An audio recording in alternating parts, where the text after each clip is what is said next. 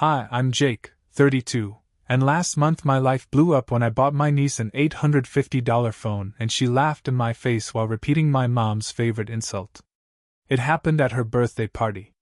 30 guests packed into my sister's living room like it was some kind of festival, except I was the clown, not the guest. My niece, Ella, tore the wrapping paper like a squirrel, eyes lighting up at the sleek black box inside.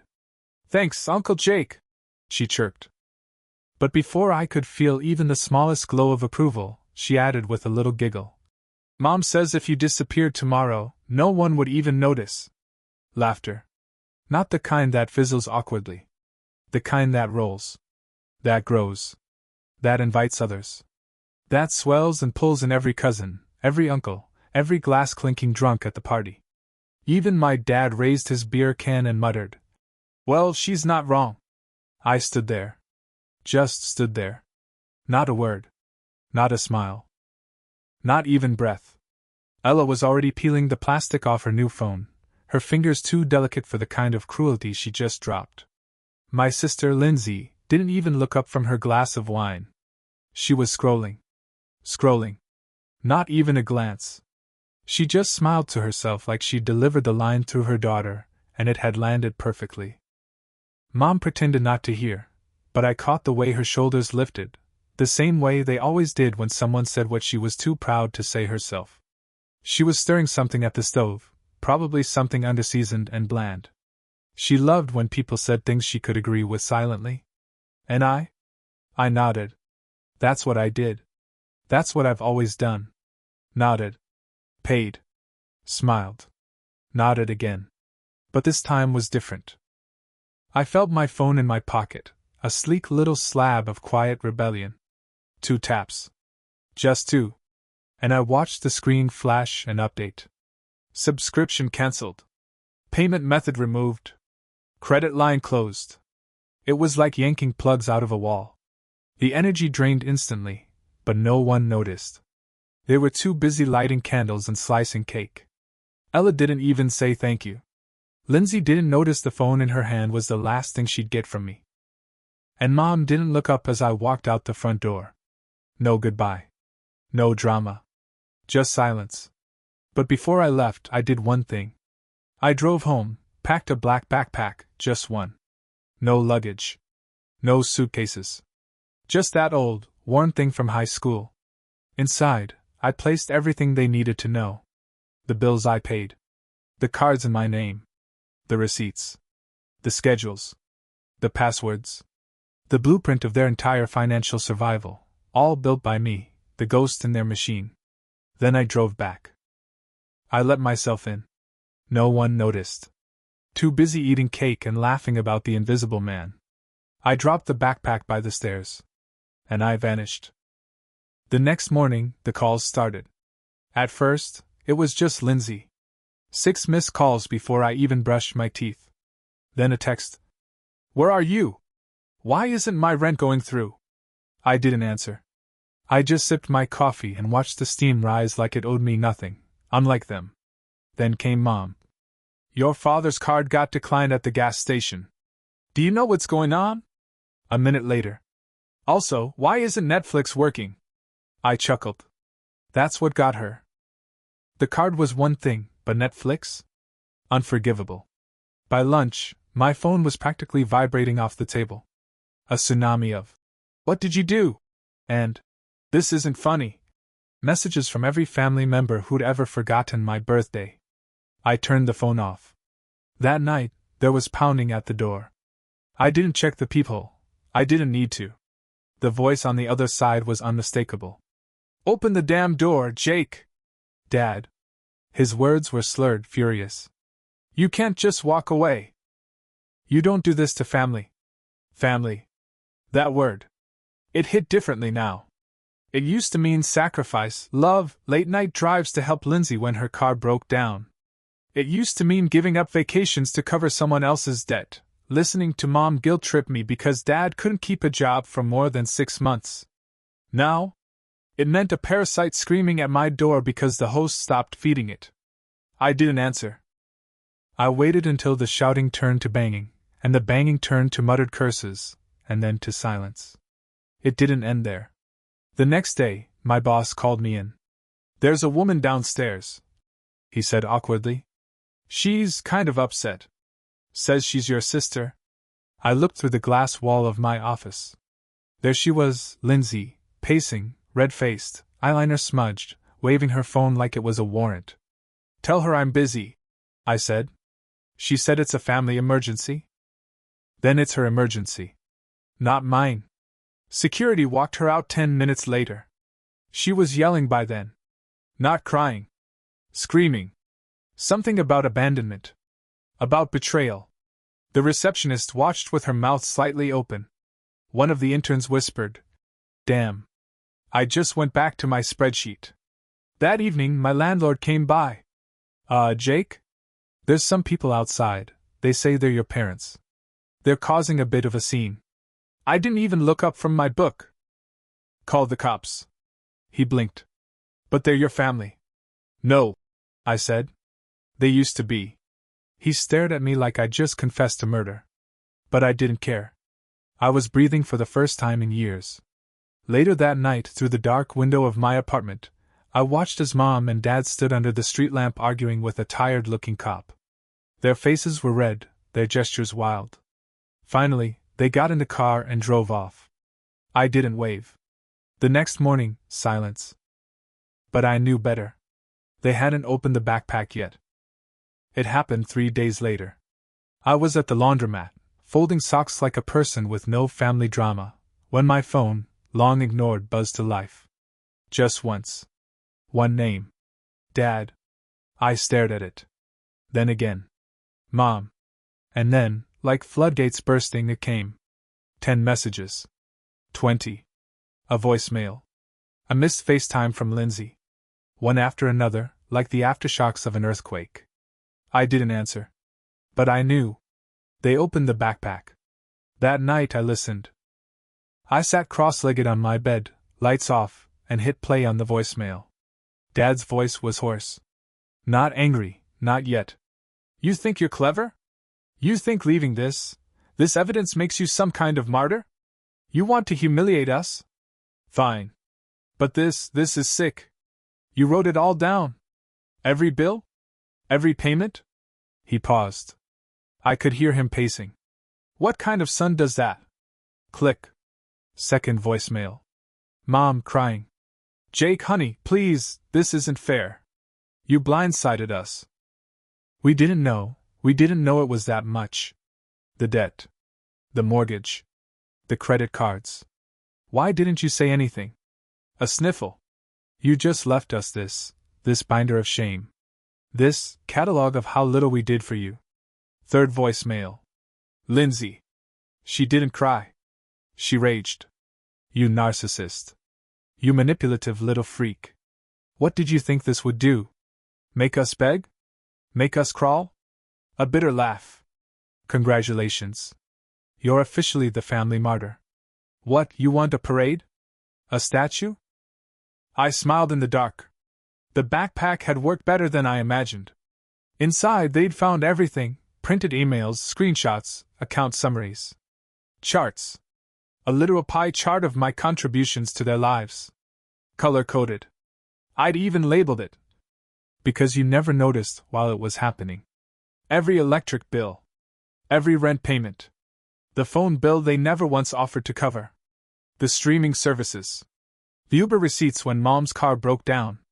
The $7,428.19 I'd spent covering Lindsay's missed tuition.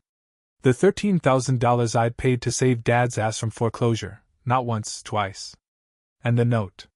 "This isn't revenge. This is a mirror. You don't like what you see? Maybe stop looking at me and start looking at yourselves." I heard the chaos that followed secondhand through texts from old family friends. A cousin messaged me, just 2 words. "Holy shit." Apparently, the backpack sparked a civil war. Mom blamed Dad. Dad yelled at Lindsay. Lindsay screamed at everyone.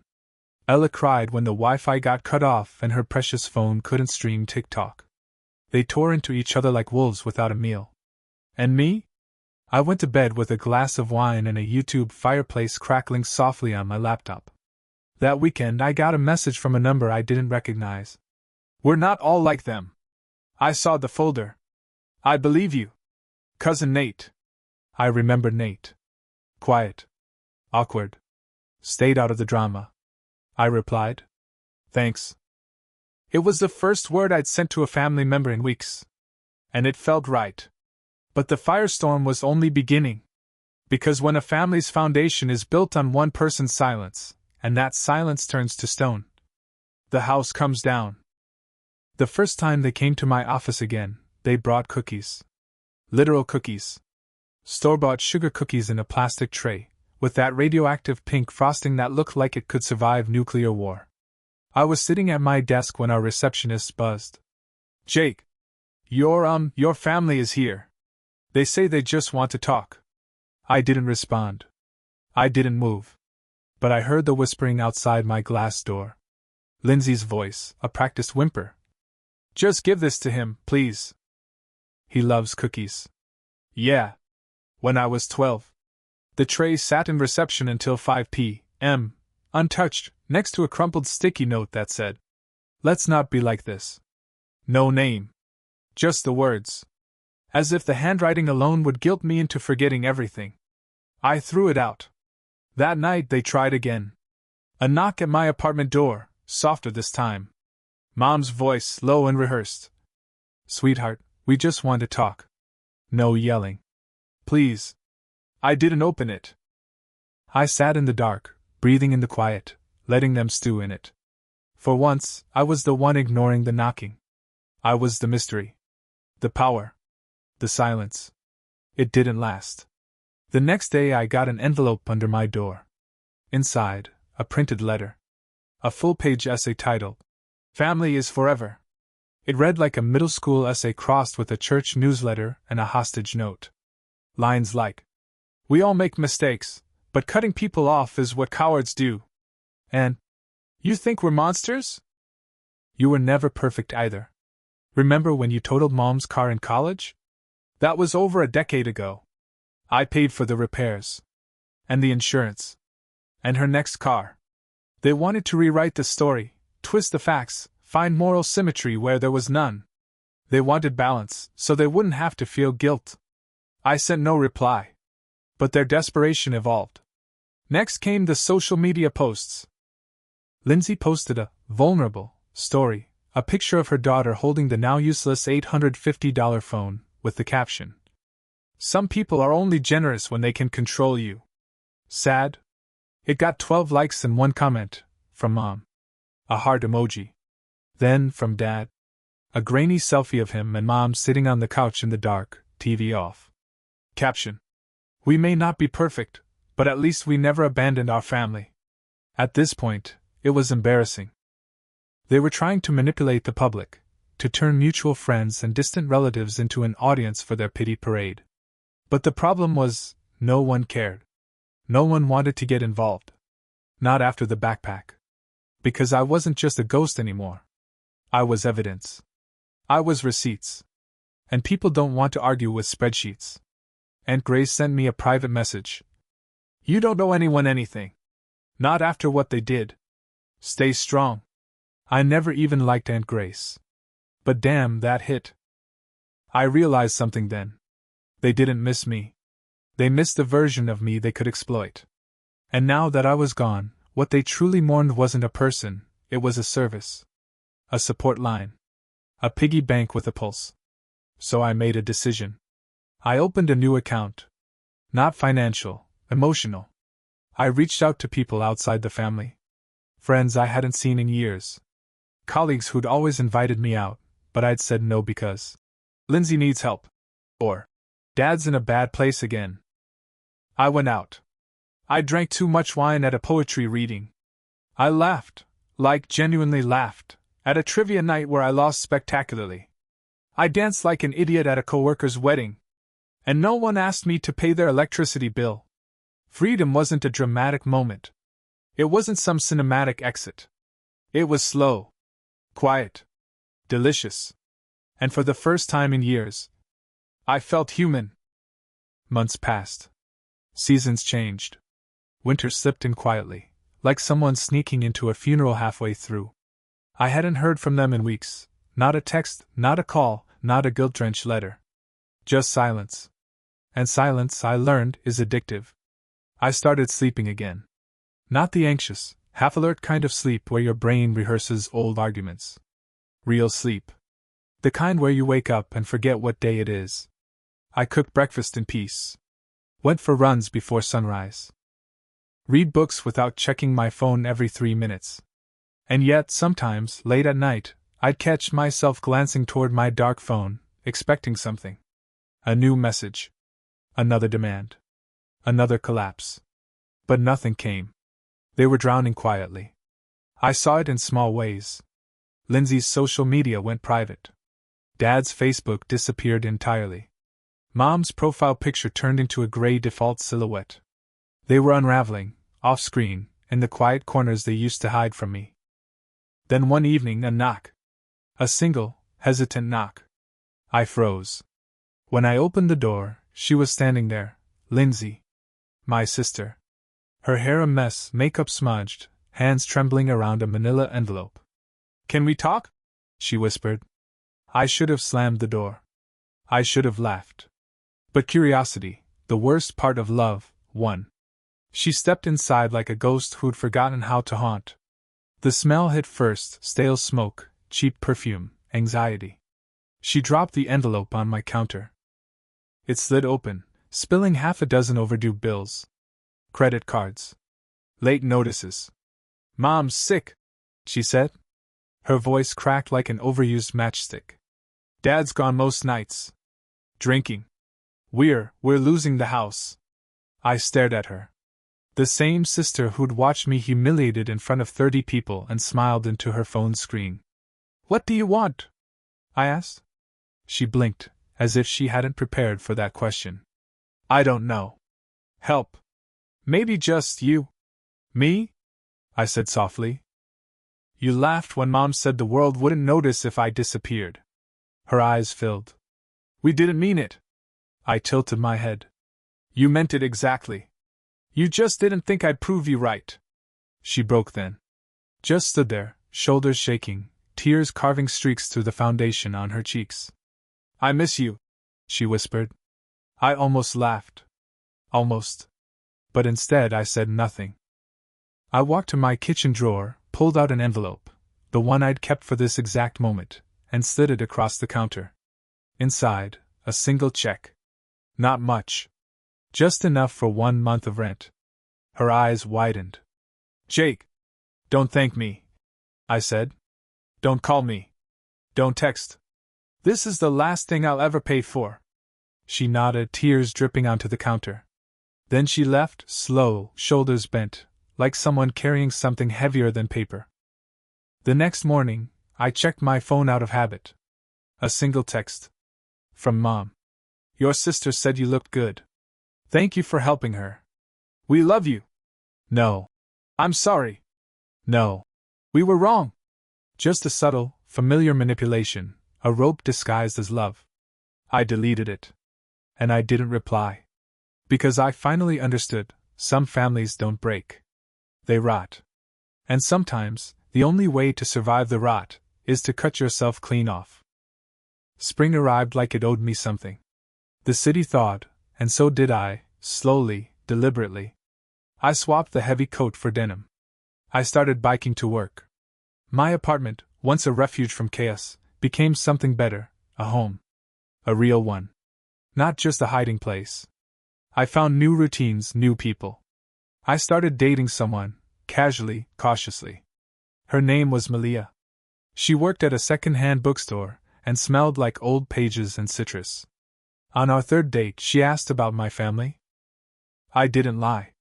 I told her the truth, not the dramatic version, not the victim's monologue. Just the truth. They used me. I let them. Then I didn't. She nodded. Didn't push. Just held my hand across the table. No judgment. No pity. Just presence. God, it felt good. One evening, I got home to find an envelope taped to my door. No name. Just Jake in soft blue ink. Inside, a photo. Me, age 12, holding Ella the day she was born. I looked terrified and proud, my skinny arms wrapped around this tiny pink human like she was made of glass. On the back, someone had scribbled, "She still asks about you. Elle." I stared at it for a long time. My breath caught, but not in pain, not anymore. It was something softer. Sadder. Ella didn't know. Not really. She was just a kid, a mirror held up by her mother. But mirrors can be moved. Turned. Broken. I tucked the photo into a drawer. Not the trash. Not the fire. Just a drawer. Some memories deserve space. Even if they hurt. Weeks passed. My phone stayed quiet. My door stayed closed. No more knocks, no more guilt-riddled letters, no sudden driveway visits.